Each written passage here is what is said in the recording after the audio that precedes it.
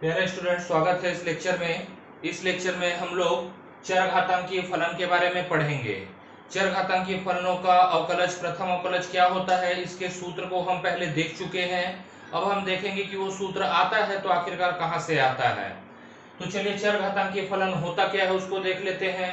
चरघातांकीय फलन जो होता है, जैसे एक फलन मैं f(x) ले लेता हूं बराबर e⁻x जो है, तो ये एक चरघातांकीय फलन है। यहाँ पर e एक निश्चित संख्या रहता है जिसका मान 2.303 के बराबर होता है। तो e⁻x के रूप के फलन को ही हम लोग चरघातांकीय फलन कहते हैं। अगर आपको याद हो तो इसका प्रथम अवकलज जो होता था उसको हम लोग d/dx e⁻x से रिप्रेजेंट करते थे, और इसका मान जो होता था e⁻x के ही बराबर होता था। अब ये आखिरकार होता कैसे है, इसको अब हमको प्रूव करके देखना है। तो चलिए, इससे पहले कि चरघातांकीय फलन के बारे में का प्रथम अवकलज निकालना हम सीखें, इसका ग्राफ कैसे होता है इसको देख लेते हैं।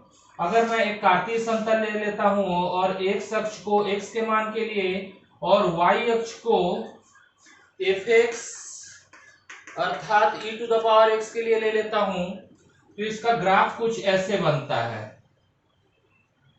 देखिए, e⁻x का मान जो होगा शून्य पे, जब x का मान शून्य होगा तो 2.303 के लगभग बराबर होता है इस बिंदु पे।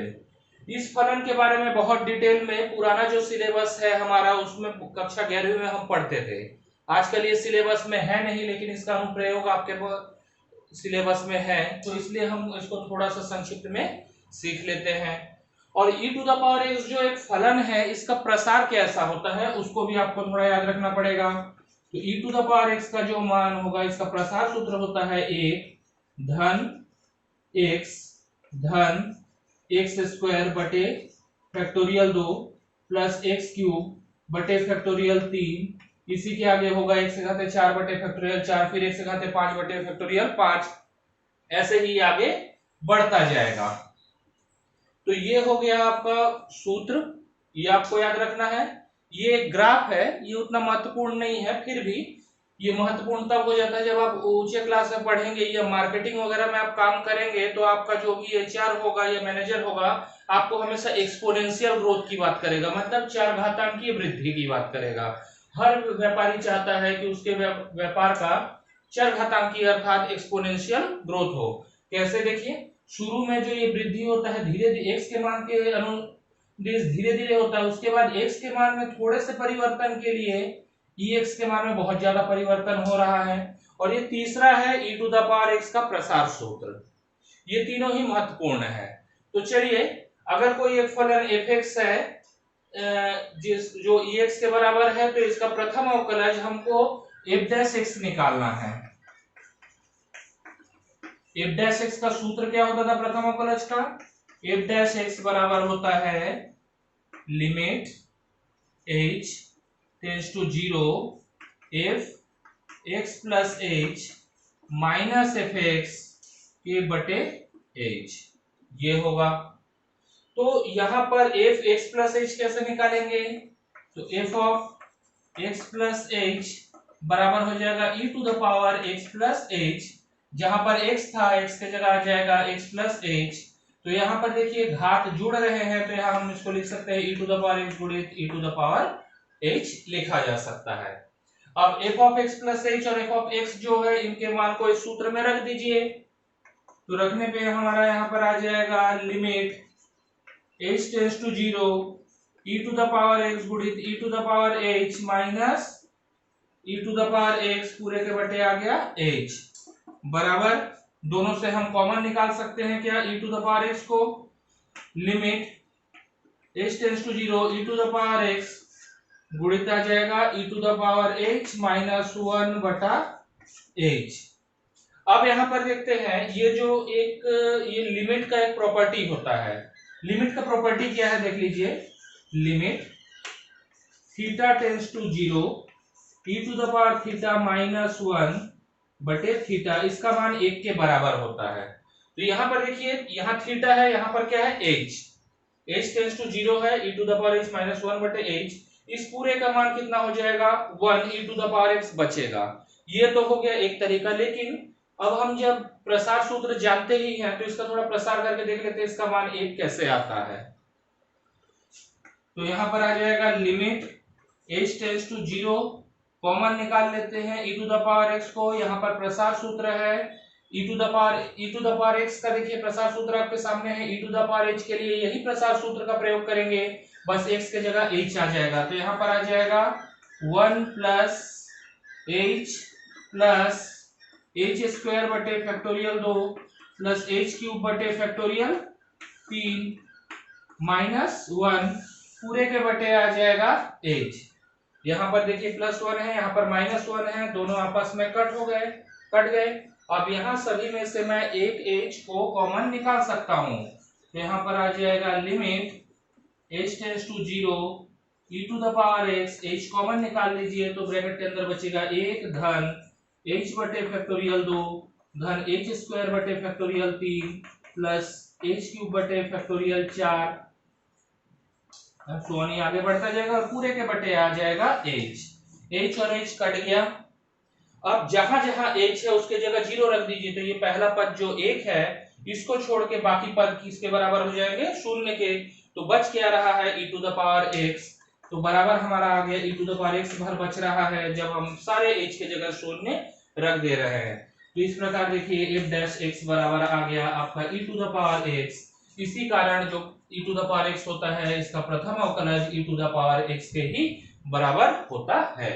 तो इस तरीके से मेरे ख्याल से आपको समझ में आ गया होगा कि e to the power x का प्रथम अवकलज e to the power x ही क्यों होता है। अब इसके कुछ उदाहरण देख लेते हैं, मेरे ख्याल से ये आप नोट कर लिए होंगे। तो दो उदाहरण हम लोग लेते हैं और दोनों के ही हम लोग प्रथम अवकलज मात्र निकालेंगे।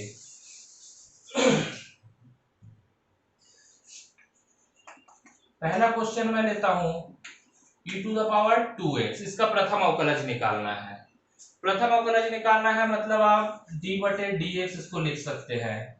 जो प्रथम सिद्धांत से हम लोग ने सूत्र को व्युत्पन्न किया वो सूत्र व्युत्पन्न करने तक ही रहेगा। अगर प्रश्न में प्रथम सिद्धांत से किसी भी अवकलन को निकालने बोल रहा है तो ही आप प्रथम सिद्धांत का प्रयोग करेंगे, नहीं तो आपको सीधे सीधे सूत्र का ही प्रयोग करना है। तो चलिए इस प्रश्न में आ जाते हैं d बटे dx e to the power 2x, e to the power 2x का प्रथम अवकलज निकालना है। तो इसके लिए हम लोग श्रृंखला नियम का प्रयोग करेंगे। आपको शायद याद हो dy बटे dx, एक श्रृंखला नियम मैंने बताया था आपको सूत्र के समय। तो dy बटे dx में मैं क्या करता हूं, dy में मैं भाग दे देता हूं dt को और dt का कर देता हूं गुणा, गुणा और भाग कर दिया तो dt बटे dt हो गया। तो यहाँ dy बटे dx आ गया। अब यहाँ पर t बराबर 2x रखते हैं, t बराबर 2x रखेंगे तो इसका दोनों पक्षों का x के सापेक्ष अवकलन करते हैं। dt बटे dx और यहाँ पर आ जाएगा d बटे dx 2 गुणित x। अब आपको एक चीज याद रखना है कि अगर किसी भी चर के साथ एक अचर का गुणा हो रहा है तो अचर सदैव अवकलन हो चाहे समाकलन हो उससे बाहर आ जाता है। तो 2 आ गया बाहर, यहाँ पर आ गया d बटा dx, केवल x बच रहा है। यहाँ x की घात कुछ नहीं है मतलब क्या है, घात 1।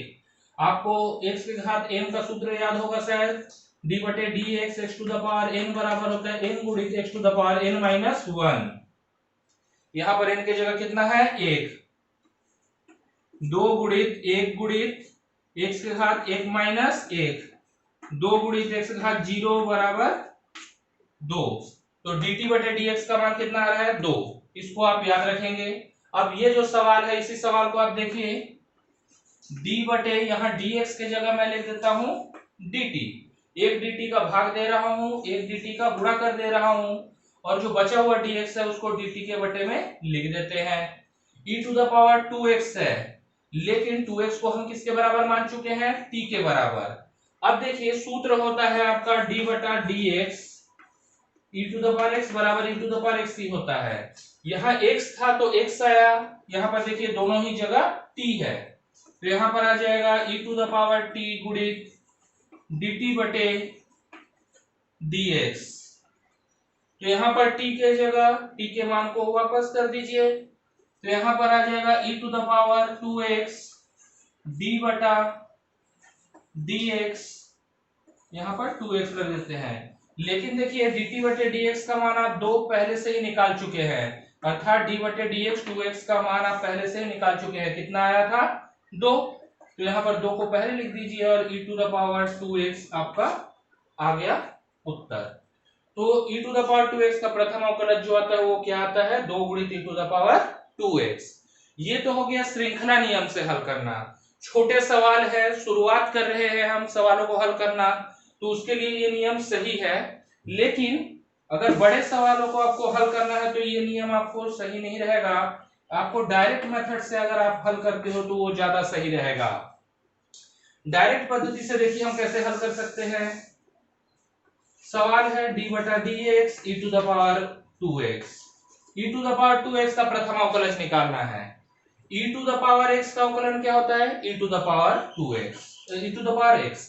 e to the power 2x का अवकलन क्या होगा? e to the power 2x, e to the power 2x का e to the power 2x ही होगा। लेकिन यहाँ x की जगह यहाँ पर क्या आ गया है नया? 2x। जो 2x आ गया उसका अलग से अवकलन निकाल लीजिए, तो d बटा dx 2x। यहां पर देखिए सूत्र आपको x के लिए पढ़ाया गया था, 2x के लिए नहीं पढ़ाया गया था, इसलिए x के जगह जो भी अलग आ जाता है उसको अलग से लेके अवकलन करते हैं और गुणा कर देते हैं। अब ये 2x का अवकलन आप पहले ही जानते हैं कि 2 आ जाता है, तो 2 गुणित e to the power 2x आ जाता है। तो ये डायरेक्ट मेथड है। इस डायरेक्ट मेथड का ही प्रयोग आपको सवालों को हल करने के लिए करना है। श्रृंखला नियम शुरुआत में सीखने के लिए सही है, हमेशा के लिए नहीं। मेरे ख्याल से ये समझ गए होंगे आप कि x के जगह जो भी आता है, पहले तो x के जगह जो भी है उसको x मानते हुए ही लिख दीजिए, हल कर दीजिए, और x के जगह जो अलग सा आ गया है उसको अलग से अवकलन करके गुणा कर दीजिए। आपका श्रृंखला नियम का बिना प्रयोग किए ज्यादा जल्दी उत्तर निकल जाएगा। तो ये हो गया हमारा चरघातांकीय फलन और चरघातांकीय फलन के कुछ उदाहरणों का हल। मेरे ख्याल से ये लेक्चर में आपका जो टॉपिक है वो क्लियर हो गया होगा। अगर कुछ डाउट होगा तो आप मुझे कमेंट कर सकते हैं। अपने फीडबैक मुझे कमेंट के माध्यम से जरूर बताइएगा। अगर आपको इस लेक्चर में कुछ कमी लगता है कि कहीं कुछ कमी रह जा रहा है, कुछ और बताने का जरूरत है, तो आप अपने फीडबैक मेरे को कमेंट के द्वारा बता सकते हैं। अगर ये लेक्चर आपको अच्छा लगा होगा तो एक लाइक जरूर प्रेस कीजिएगा। अपने दोस्तों और सहपाठियों के साथ इसको शेयर कीजिए ताकि उनको भी इसका लाभ मिल सके। धन्यवाद।